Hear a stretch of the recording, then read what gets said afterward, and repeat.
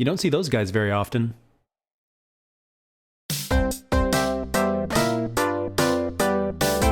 Well, hello everybody, and welcome to episode 25 of the Let's Play World. First thing first, I want to welcome everybody who's a new subscriber to the channel. Really glad to have you. Second, I want to pop into our planning room and talk about some of this stuff real quick. The first thing I want to talk about is the Blaze Farm. If you joined me on any of the live streams this week, you saw we built one. We managed to get this guy, which I was really stoked about.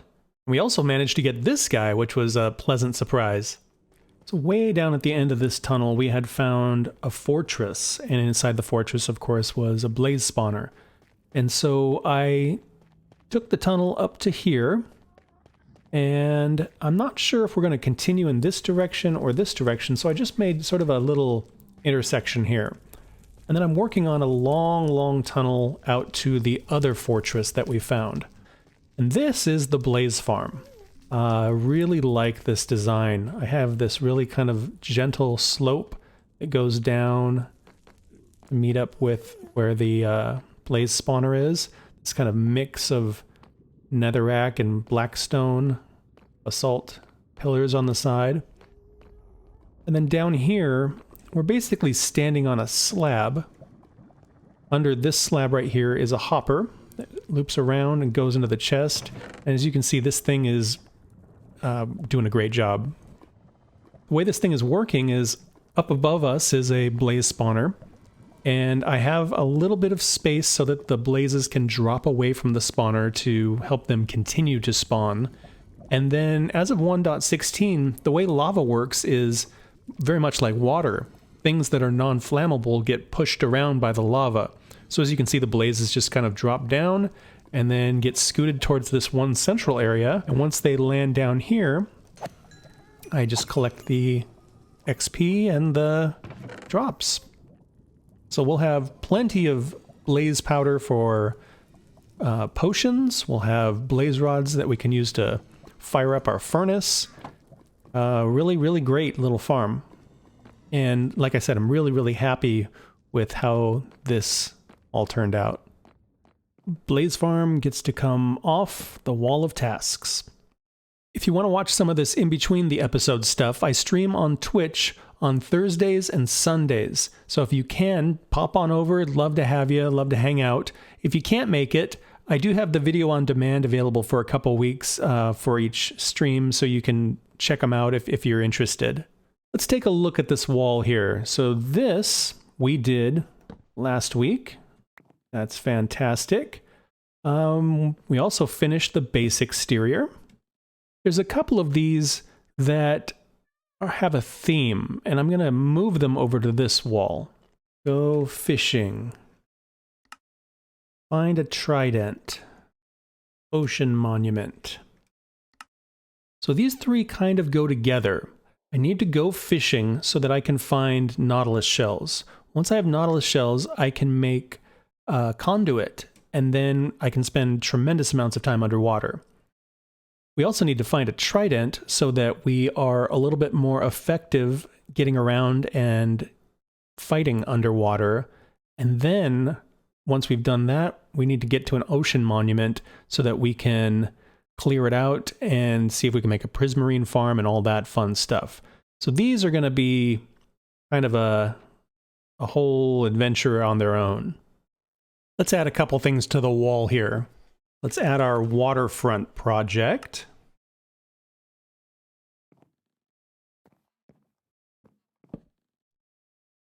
And let's add creeper farm.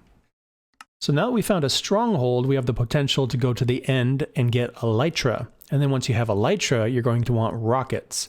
And rockets require lots of gunpowder. So we're going to need a creeper farm for that. The other thing we need for rockets is paper, and paper comes from a sugarcane farm. And I think that is how we're going to start our day today. So I think I'm going to try and slot this thing in basically right here, kind of next to the cactus farm, a little closer to our path. There's not a lot of variation with sugarcane farms. They all kind of work the same. You know, the sugarcane grows, you have some sort of machine that breaks it, and then some sort of system to collect it.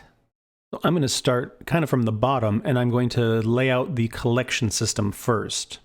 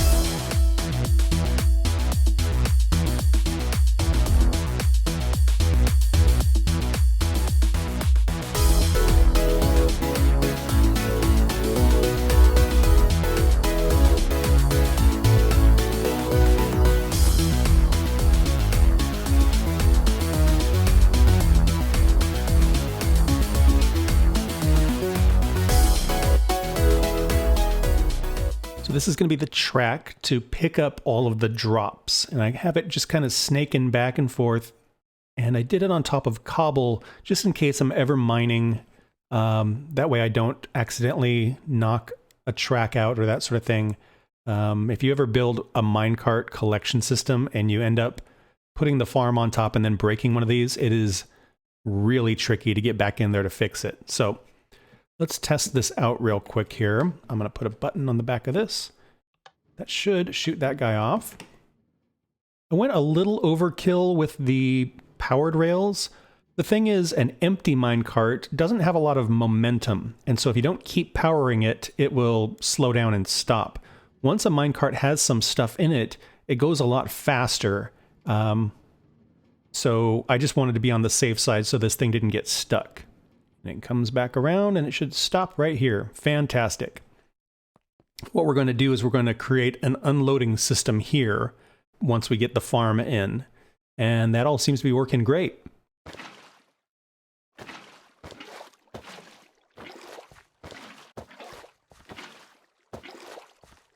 So this is what the farm is going to look like. The sugarcane will be planted on the dirt, and the water will keep it growing. That's really the only rule with sugarcane, is it has to be planted on a block next to something. You can plant it on sand or dirt or whatever. And then what we're going to do is we're going to set up a system with some pistons that'll be triggered every time the sugarcane gets to a certain height. So let me work on that. So I've kind of got a crazy idea, mainly because I made a little bit of a mistake here. I didn't consider this middle row when I was laying it out as far as like where am I going to put pistons and stuff like that. So I want to try something real quick.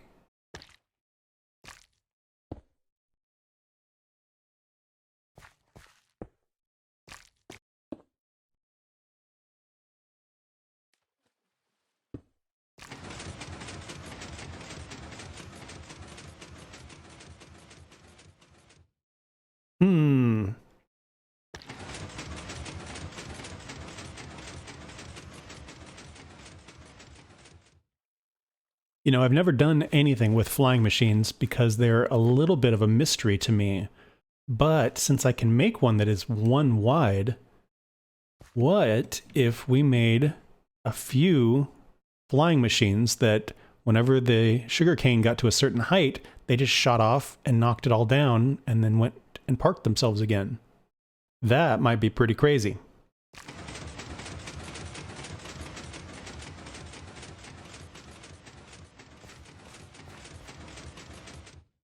Okay, so these 3 single rows are all going to be harvested by one of these one wide flying machines. The area here and the area here that are 2 wide, I think we're going to basically do the same thing. We'll just lay it on its side so that it comes down and goes back.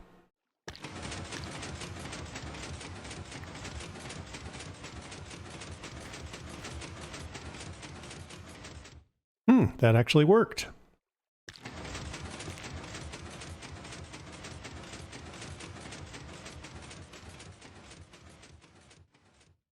Amazing. So the next trick is to figure out how to fire these things off and then get them to return. And basically all that it involves is activating an observer. So if once the sugarcane gets to a certain height, we have an observer notice that and send off a signal that then goes in front of all these guys, that should do it. Okay, so I've wired up this little observer here so that when sugarcane grows in front of it, it'll send out a little signal, which will then do this. And send all the flying machines down. And now I'm scratching my head about how to get them to come back.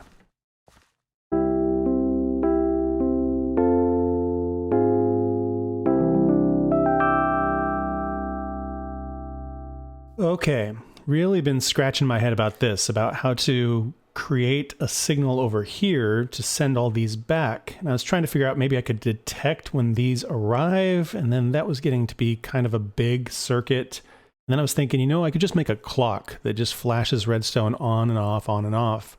And then I remembered I already have a clock over in the pumpkin farm. Okay, so we've got this guy that's moving back and forth periodically, and I'm taking the signal down underground, like so. And we're going to move in this direction.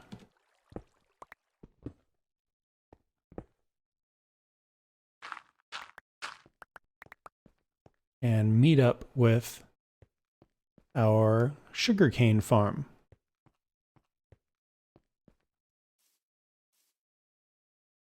Well, I think I got it.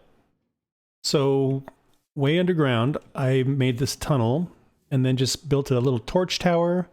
And every so often, when the pumpkin farm harvests, this will flash. And that will send the flying machines back. Now the thing is with this, sugarcane doesn't grow super fast. And so once these guys go across, I don't need them to come back immediately. I just need them to come back eventually. And so this little system makes the flying machines come back after a bit. And then I also took a signal off the side here, brought it down, and pushed it into this block. So whenever the flying machines get launched, the minecart will also get launched, go through the system, pick everything up, come back, and dump it out. I want to cover up the water so that when the sugarcane gets harvested, it doesn't just fall into the water.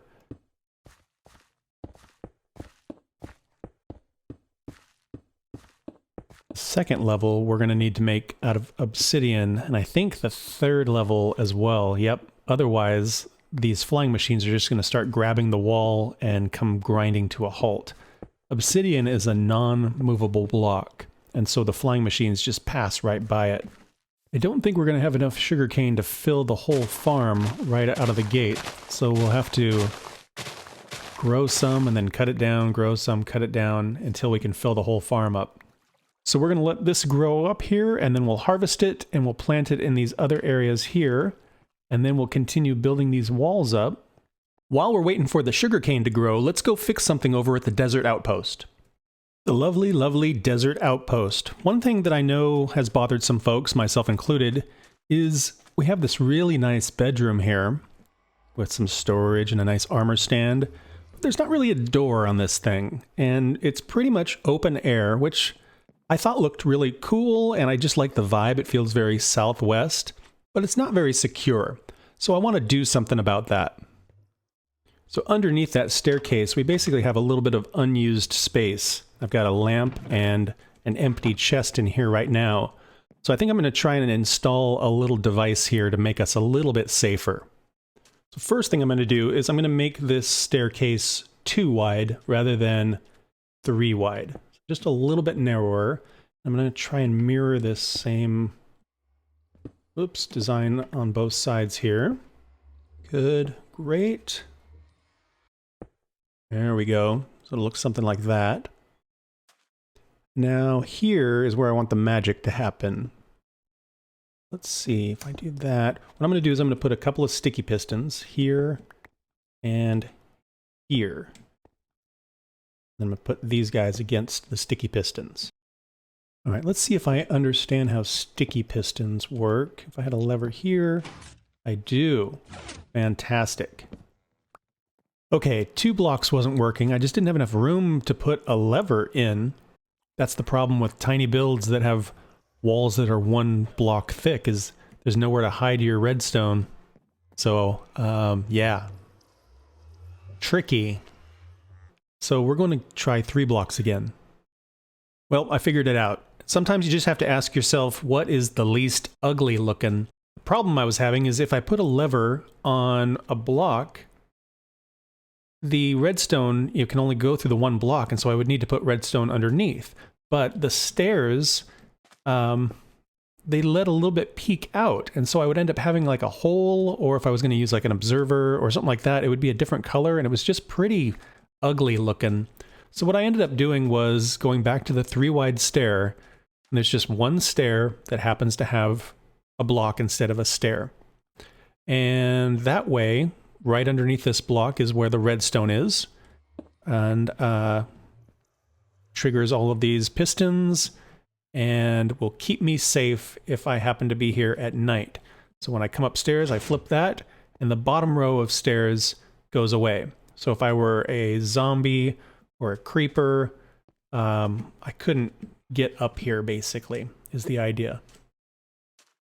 Inside, I didn't have to poke through any walls or anything like that, or make the room any smaller, and it all fits inside this little area that used to be a closet. I feel like this wall needs some decoration or something for now. There we go. Feels like home now. All right, we are all planted. So now that we have all the sugarcane in, we need to decorate this thing because it looks pretty terrible. So I'm imagining using some sandstone because I haven't done much of that, and then I'm thinking of maybe a blue accent. I think that might be kind of a cool look. I don't know. I think I'm just gonna wing it and see if I can come up with something that looks good.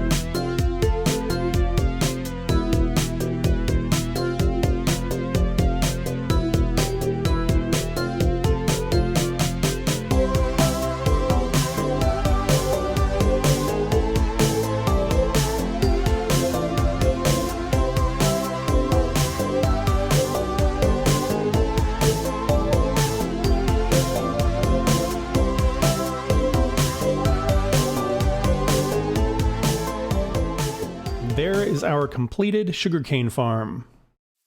In addition to the sandstone and the blue concrete, I added in the dark oak as an accent, and I think it looks really, really nice. Fits in with those 2 colors really well. Did it all the way between and even on the back. Not that any of you guys would ever see it, but I'd know it was there. I did make one change. Instead of waiting for the observer to see the sugarcane grow, I installed a daylight sensor in subtract mode, so right around noon, it'll fire off this guy and send those things going. I realized that where I had put the observer, it wouldn't ever grow that tall, so the farm would never harvest. This harvests a little more frequently, a couple times a day basically, and then the clock over at the pumpkin farm sends the flying machines back. The sugarcane is trickling in. Let's see what this does to our map here. I'm going to grab, what is it? That one? Then we'll put that one and that one. Very cool. It's very interesting how you can see the little carpets on top of the lights and then the little redstone contraption here. This farm is quite a lot closer to the road than these other two guys. And there's a little bit of room over here where I might do some tiny farms maybe. This space over here, not exactly sure how I'm going to utilize that yet. Maybe a farm or two, maybe a farm and something else. Still working on that. But this place has definitely grown up a lot since we've started. And that is where we're going to wrap this one up. Thank you guys so much for watching. I hope you had fun. Please like and subscribe if you'd like to follow along on the adventure. And I hope to see you guys in the next one. Bye-bye.